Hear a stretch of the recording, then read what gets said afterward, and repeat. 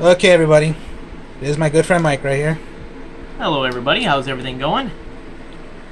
As you see right here, I am the artist of Strong Style. So he is going to show us one of his decks. What is it called? This here is just my Egyptian God deck. To me, this deck isn't a tournament-based one, but it's a lot of fun.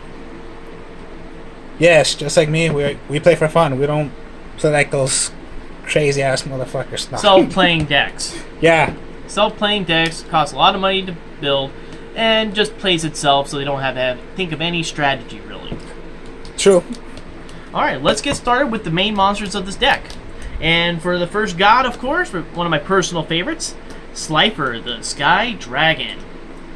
I only one run of this guy. Very interesting monster. Tribute 3. When he's summoned, he cannot stop its summoning. Unfortunately, I wish it had the Obelisk ability where it can't be targeted, but in a way, still useful. Gains 1,000 attack points for every card in your hand, as well as any monster summoned or special summoned, they lose 2,000 attack and defense points. So that's the first guy. The big boy. I like to run 2 Obelisk the Tormentors. Obelisk the Tormentors. Again, a triple tribute to summon him.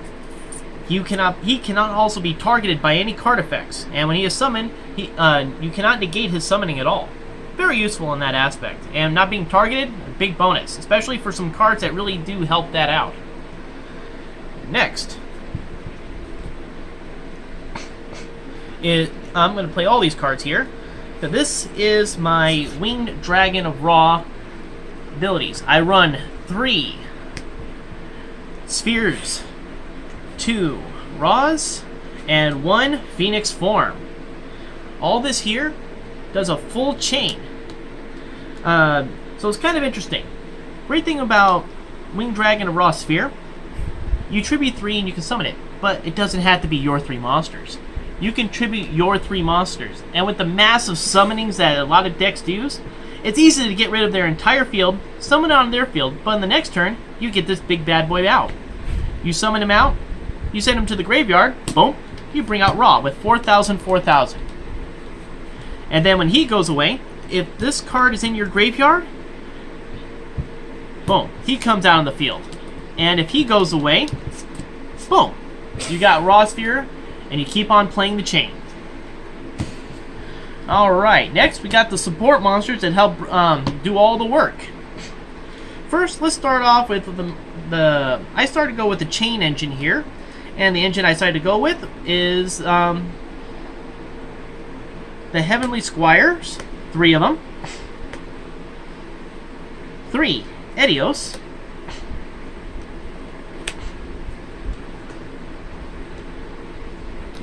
and 2 the Rock Vassal. So I'm using the Vassal chains here to help do all the summonings. And of course, 1 Mithra.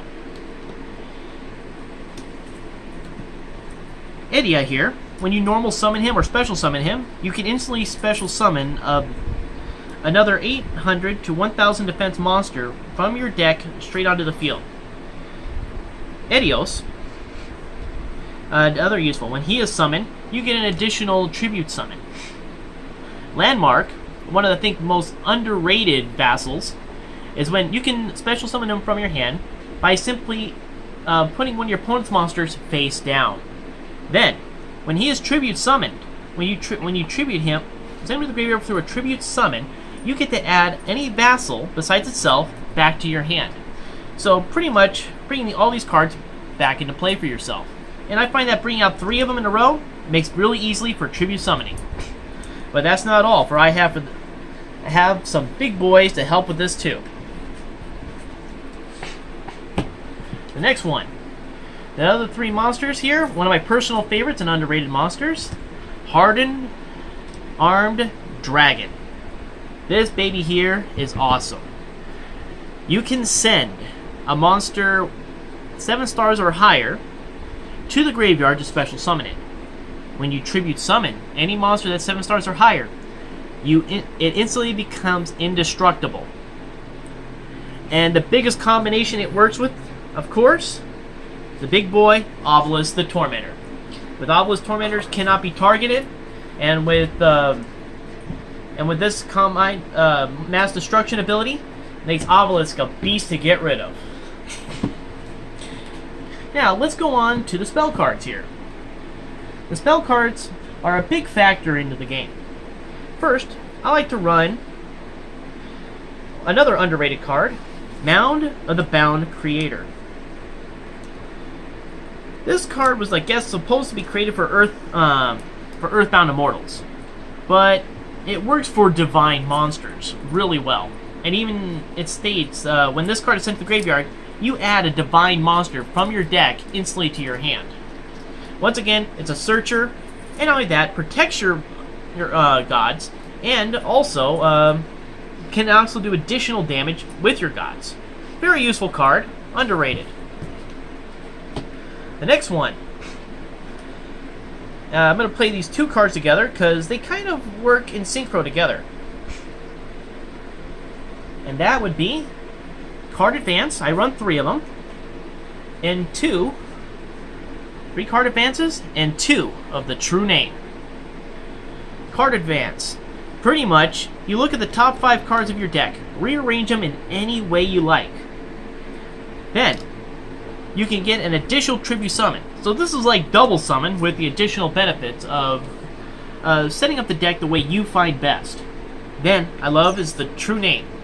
This card, declare the top card of your deck.